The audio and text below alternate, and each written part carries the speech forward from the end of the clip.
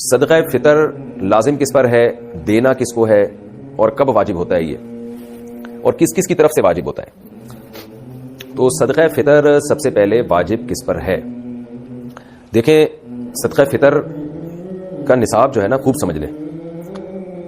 جس آدمی کے پاس یا جس عورت کے پاس 5 چیزیں یا ان کا مجموعہ 52.5 تولہ چاندی کے برابر ہے, یعنی اس کی قیمت کے برابر ہے, تو اس پر صدقہ فطر بھی واجب ہے, قربانی بھی واجب ہے.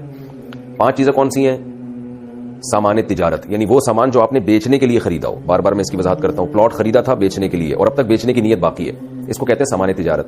دکان میں جو مال پڑا ہوا ہے بیچنے ہی کے لیے خریدا ہے آپ نے, یہ سامان تجارت ہے. تو ہر وہ چیز جو بیچنے کی نیت سے خریدی ہو اور اب تک بیچنے ہی کی نیت ہو, یہ نیت آپ کی چینج نہیں ہوئی ہو, اور اس نیت میں بھی آپ کنفیوز نہ ہو, پکی ڈھکی نیت ہو. یہی نیت ہے میں نے خریدا اس لیے کہ بیچوں گا, چاہے کسی بھی نیت سے بیچیں, بیچنے کا مقصد کچھ بھی ہو, بزنس نہ بھی ہو, بس یہ لیے میں نے اس لیے کہ میں لازمی بیچوں گا اس کو, لے ہی اس لیے رہا ہوں میں. تو ایسے یہ چیز دیکھی جائے گی. نمبر 2 سونا, نمبر 3 چاندی, نمبر 4 کیش اماؤنٹ یعنی کرنسی, اور نمبر 5 ضرورت سے زائد سامان. ضرورت سے زائد سامان کا مطلب یہ ہے کہ وہ سامان جو پورے سال استعمال نہیں ہو رہا, چاہے وہ پراپرٹی کی صورت میں ہو, گاڑی ہو, برتن ہیں گھر میں رکھے ہوئے پورے سال استعمال نہیں ہوتے, شوکیس میں پڑے ہوئے ہیں, کپڑے ہیں پورے سال استعمال نہیں ہو رہے, موبائل ہے رکھا ہوا ہے استعمال بھی نہیں آتا, ڈبے میں رکھا ہوا ہے تو پورے سال استعمال نہیں ہو رہا وہ, یا آپ کی نیت ہی نہیں ہے پورے سال استعمال کرنے کی, یا کوئی یعنی آپ کو پتا ہے کہ یہ میرے استعمال میں نہیں ہے, یہاں بھی پڑا ہوا ہے. تو یہ 5 چیزیں جس کے پاس 52.5 تولہ چاندی کی قیمت کے برابر ہو جائیں گی تو اس پر صدقہ فطر بھی واجب ہے اور قربانی بھی واجب ہے. اور ان میں اگر ضرورت سے زائد چیز کو نکال دیں آپ تو باقی 4 چیزیں اگر 52.5 تولہ چاندی کے برابر ہو تو زکات واجب ہے. تو زکات اور صدقہ فطر کے نصاب میں تھوڑا سا فرق ہے. جب 5 چیزوں کا مجموعہ آپ کے پاس, یہ 4 چیزیں یا 3 یا 2 چیزیں 52.5 تولہ چاندی کے برابر ہو گئی, اور کس دن ہوئی؟ جس دن عید کی صبح صادق ہوئی, عید الفطر کی صبح صادق کے وقت آپ کے پاس یہ اماؤنٹ تھا, اتنا مال تھا آپ کے پاس, تو آپ پر صدقہ فطر واجب ہو جائے گا. اگر آپ نہیں دیں گے تو آپ کو دینا پڑے گا, وہ یہ زندگی بھر ساقط نہیں ہوتا صدقہ فطر, خوب سمجھ لیں.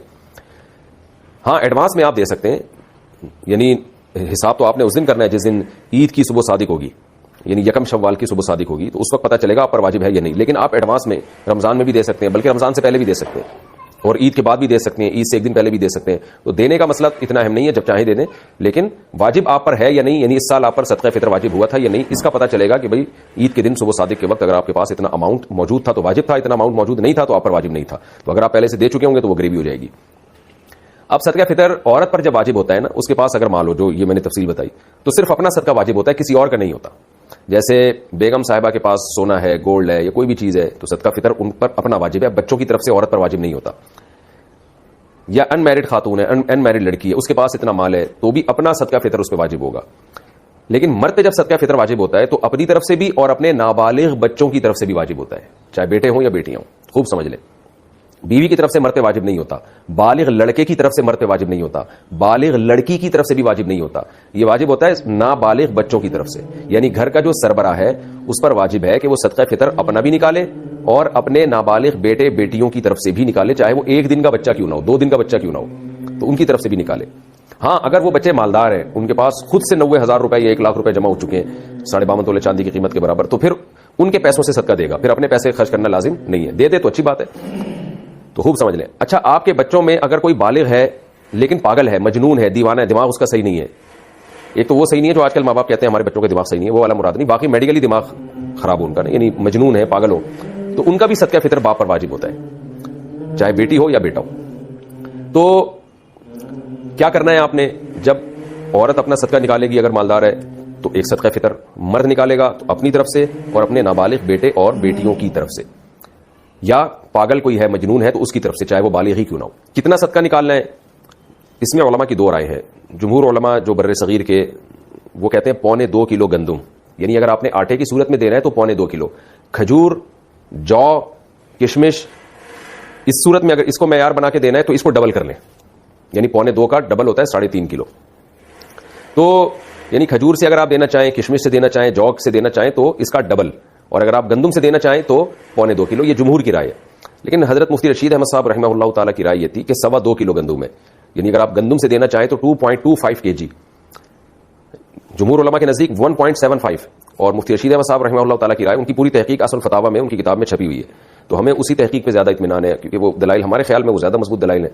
تو 2.25 یعنی 2.25 کلو, تو 2.25 کلو گندم. اور اگر کھجور یا جو سے یا کشمش سے دینا چاہیں تو 2.25 کو ڈبل کر لیں یعنی 4.5 کلو.